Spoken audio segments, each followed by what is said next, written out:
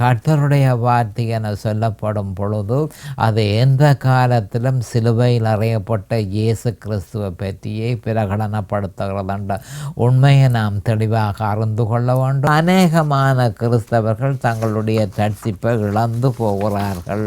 ஏசையாவின் தீர்க்க தரிசனம் நிறைவேறினவுடனே வழியருகே விதைக்கப்பட்டவர்கள் போல் அவர்கள் வந்து அவர்கள் முற்றும் முழுதுமாக கர்த்தரை விட்டு திரும்புகிறபடியால், அவர்கிட்ட போகாமல் அவரை விட்டு அவர்கள் விலகிறபடியால் அவர்கள் தங்களுடைய ரட்சிப்பையே இழந்து போகிறார்கள் என்ற உண்மை அறிந்து கொள்ள வேண்டும். இதுவே ஆவிக்குரிய மந்த நிலைமைக்கு முக்கியமான காரணமாக இருக்கிறது.